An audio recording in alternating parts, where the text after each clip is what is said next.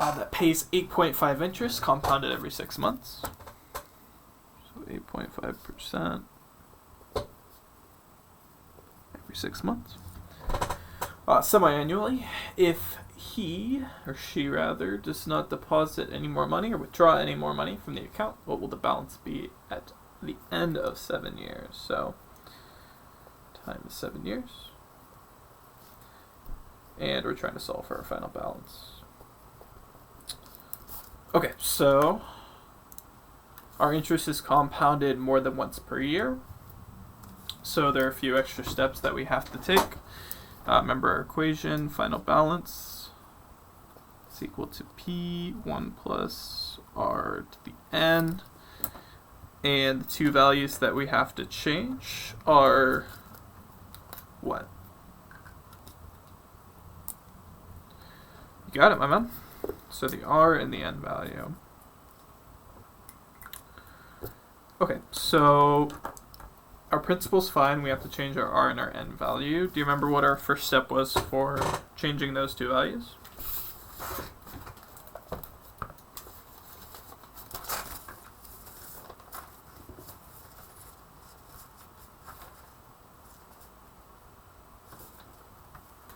Okay, no worries.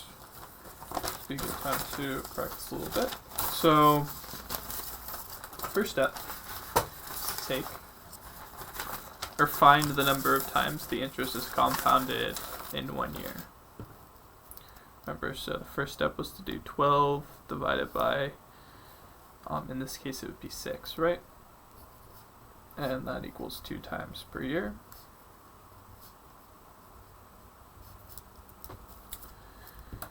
And remember, we have 3 different numbers that we're dealing with when we're changing our R and our N value. This is going to be our first one. And remember, our strategy was to write times 2 and divided by 2, and the little phrase that we can use to remember which one we divide is divide the decimal. So in this case, we have 8.5 as our decimal. What's another way to write 8.5%?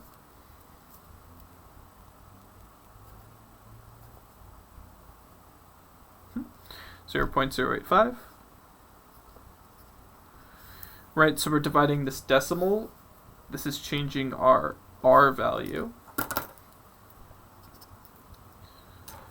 So to change our N value,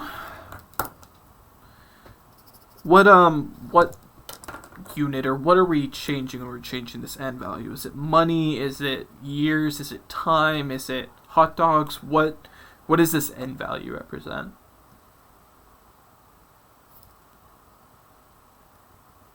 The time, right? So we divided our decimal.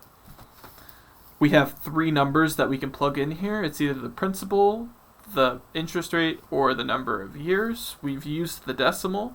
The principal doesn't have to change, so we use this 7 number right here, the number of years. And this gives us our new N value, which is 14. This gives us our new R value, which looks like 0.00425 or something like that. 0.085 divided by 2. Yeah, 0.0425. And this is going to be our new R, or our percent. And this is our new N value. Do you have any questions about anything up to this point? Okay, cool. So the idea was that we first found out how many times per year the interest was compounded using this number up here. We divided 12, or the number of months in a year, divided by that number to get 2 times per year. And we solved our new N and R values below. Okay, do you need any more time to write this down, or are we good to go?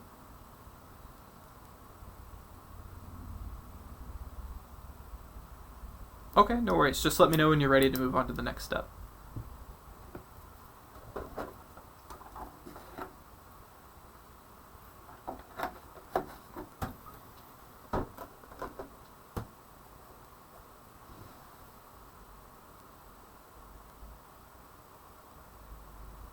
Okay, perfect. So now that we have our new r and our n values, what's the next step that we can take? Sounds like a good idea. So we're trying to solve for our final balance. Our principal is $28,000. 1 plus our new r value was 0.0425. And the new n value that we found was 14. Now remember, when we're doing this calculation, let's write out every single step. So I'm going to write out this addition right here. 1.0425 to the 14th. Next I can do this right here. 1.0425 to the 14th. Some very long number. Did your teacher tell you how many digits he wanted you to use when you were doing this sort of this exponent right here? Like, did he want you to just use this whole number, or did he want you to round this at all, or did he make it clear at all what he wanted?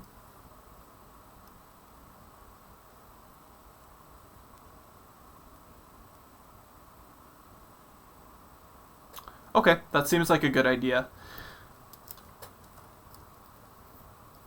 So in that case, yeah, I guess you don't have to write out the whole number, but I'm going to write out just some of the decimals to show the work. And now we can multiply this decimal right here, 1.7908, and we can multiply that by 28,000 to get our final answer. That looks like it comes out to $50,000, $50,144 as our final answer.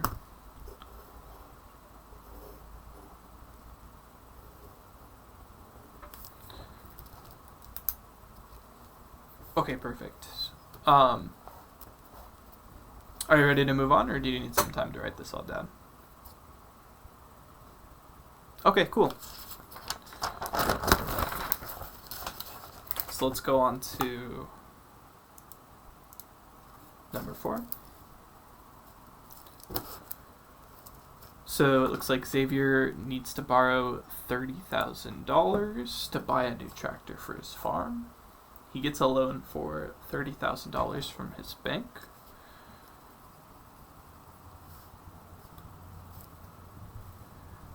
With an interest rate of 13.2%, and it's compounded every month.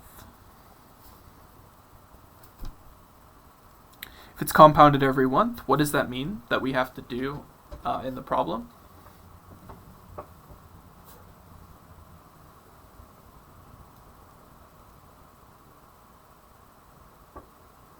Yep, that's exactly right.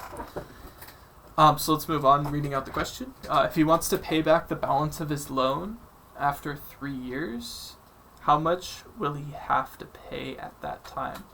Okay, this one's kind of tricky. So if he wants to pay back the balance of the loan after 3 years... Oh, never mind. Okay, it seems a little tricky just because of the way that it's worded, but it's actually not too bad. So the $30,000 is our principal. Our time is 3 years. And we're trying to solve for our final balance. And so final balance is equal to, we know the equation by now, p to the times 1 plus r to the n. Like you mentioned earlier, the two values that we need to change are r and our n values. Okay, so our first step is to find out how many times per year the interest is compounded. So if the interest is compounded monthly, how many times per year is the interest compounded in 1 year?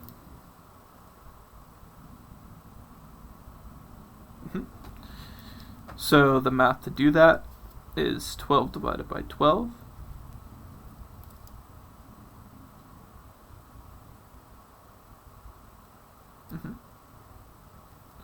Wait.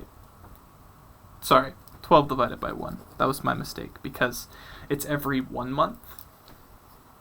Flip those numbers around. 12 divided by 1, which is equal to 12 times per year. Yeah, you were right. Perfect. So that's our first important number. We're going to take the number that comes out of here. We're going to write times 12. We're going to write divided by 12.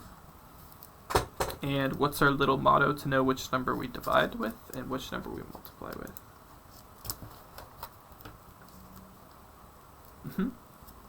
Exactly, divide the decimal.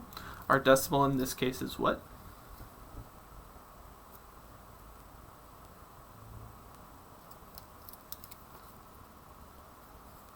Can you say that one more time for me?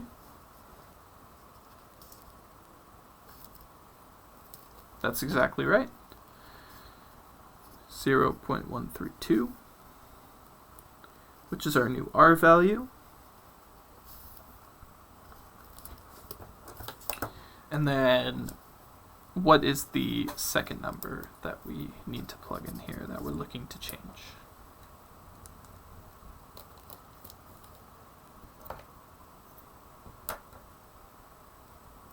So we used 0.132 for decimal, and we divided the decimal. And so that takes care of our R value.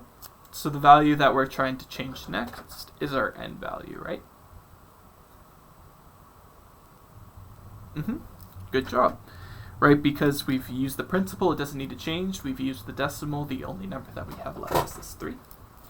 So 3 times 12 is 36. And 0.132 divided by 12 is equal to 0.011. And just like that, we have our new R and N values, and we're ready to plug into our equation. Do you have any questions about how we got this N or this R value, or how we got this number of times per year?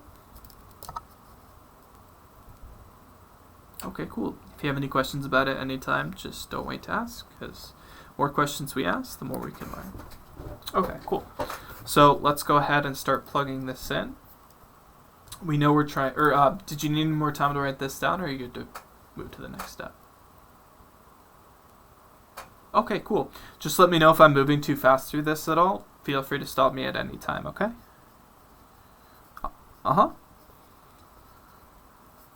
Okay, so our final balance is equal to P times 1 plus R to the N.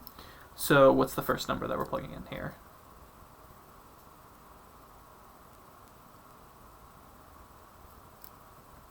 Sure, and would we plug that in for P, R, or N? So we can write that first, 0.011. What's our new N value that we found? Exactly. And what's our P value? That's exactly right. Perfect. So final balance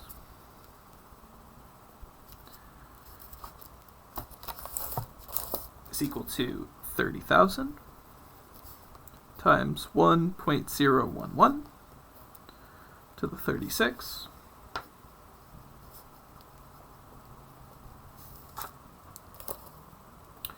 And let's go ahead and plug that into our calculators. So 1.011 to the 36 power, so 1.48266. We multiply that number by 30,000, and we get the final balance of $44,479.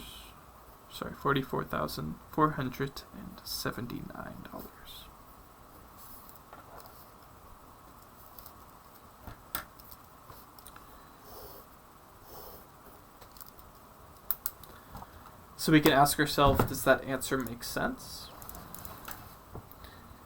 And the way that I would think about this here is we need to borrow $30,000. And we know that our final balance is always going to be greater than our principal, right? So if this number is greater than our principal number, then our answer seems good. In this case, our principal was $30,000 and our final balance is $44,000. So I think our answer looks pretty good. Cool. Are you ready to move on to the next problem, or do you need some more time to write all of this down? Okay, cool. Did any questions come out about this problem at all, or do you still need any clarification about it?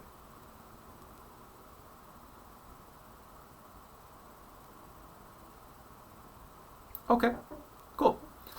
Let's go ahead and move on to the next problem.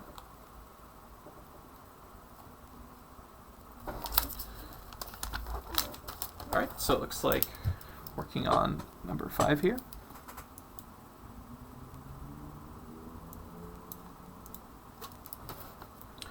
Okay, so number 5. So 8 years ago, Rebecca made an investment in a bond that paid interest at a rate of equal to 5.2%, compounded quarterly. So we have our percent right there, right? 5.2%, and it's compounded every 3 months. Cool. So the account balance is now 10 years later. I think that's supposed to be an 8, but so 8 years later is $75,591.38. Let's go ahead and write that number down.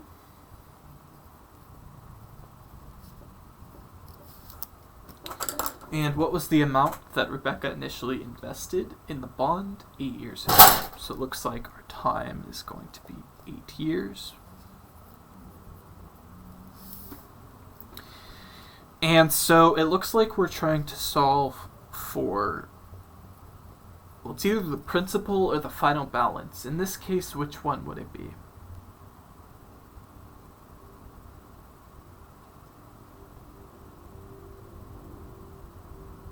Okay, and why do you think that is?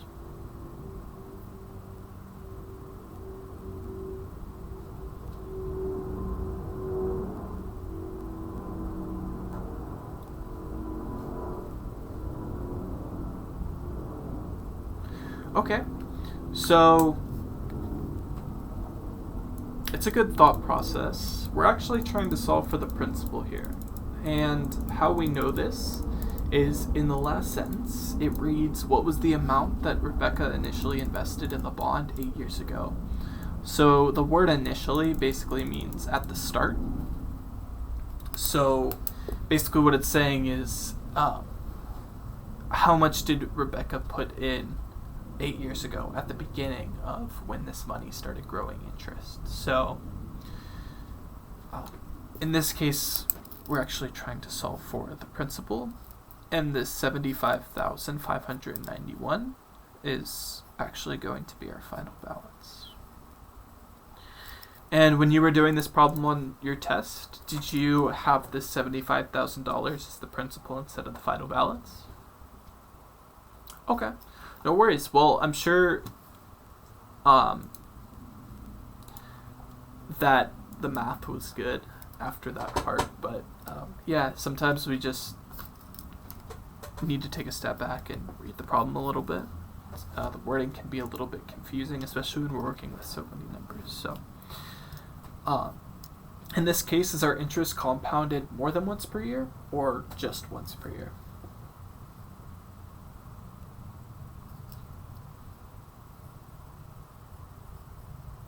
Okay, and so what does that mean that we have to change in our problem?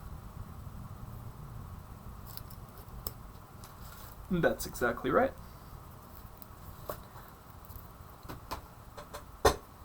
So let's go ahead and do that. Our first step is to find the number of times per year the interest is compounded. If there are 12 months in a year and the interest is compounded every 3 months, how many times per year is the interest compounded?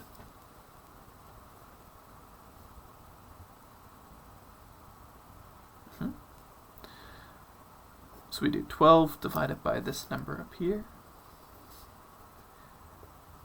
It's equal to 4 times per year. we take the number that comes out of here, right, and we write times 4 divided by 4.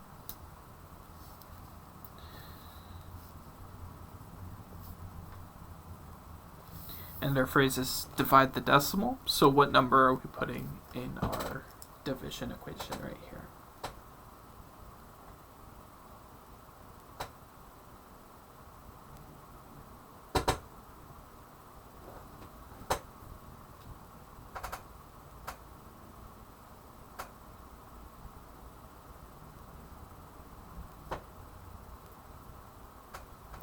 Okay, and what makes you think that we put 4 there?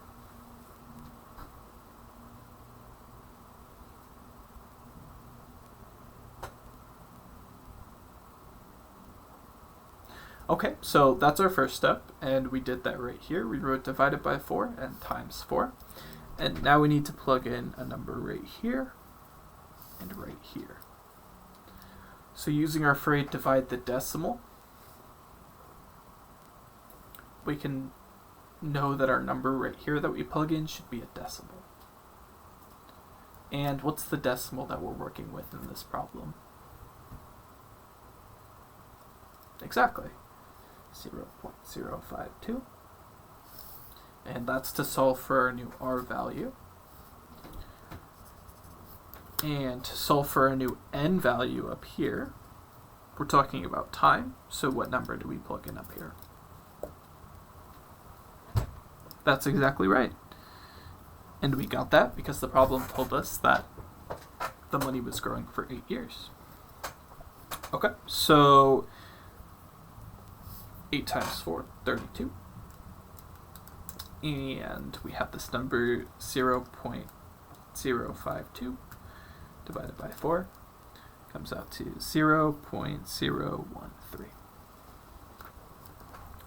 And so we have our new R and N values. And are we ready to plug in? I agree. So let's go ahead and do that. So in this case, let's get a third color going here. We are actually trying to solve for the principal and not the final balance, right? So the way that we plug in is going to be slightly different, right? So if we plug in $75,000 for our final balance, our equation will be $75,591.38 is equal to, and how would we plug in these numbers?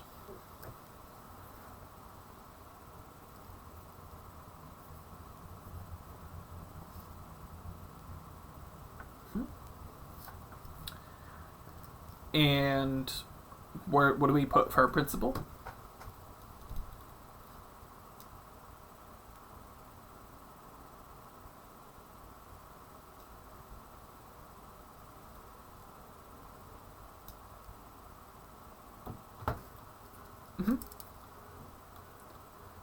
Yeah, so we can just write a little p here. Or x is a number, another variable that people use. But we can just write a letter right here, knowing that we have a principal. So we can go ahead and start calculating this. What's our first step?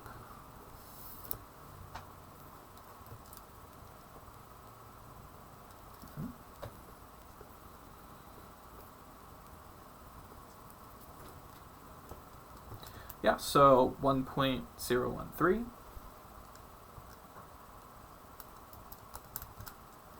And to the 32, that equals this number right here. So now we have this number 1.5182 multiplied by P, or our principal, is equal to 75,591.38. And so what do we do once we get to this position in order to solve for P? Okay, and why do you say add? Multiply. Okay, close. So the idea is that we have to do the opposite of whatever sign is here. in order to bring this guy over here. Does that make sense? Right, so if this was... Well, we don't have to go into hypothetical examples here, but yeah, the idea is that we divide, and when we divide this side of the equation right here by 1.582, it ends up canceling these out, so we're left with p by itself. In order to do that, we have to divide this side over here by 1.51882. So we end up as p equaling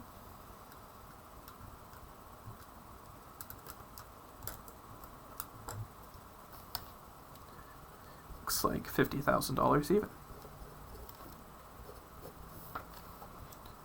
Cool. And do you need any more time to write this down?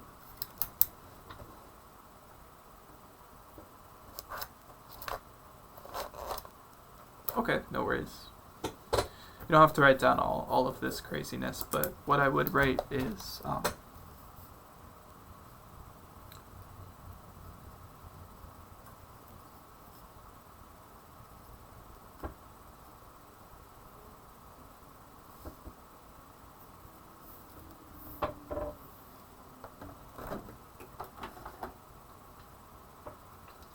alright, good job today, my friend.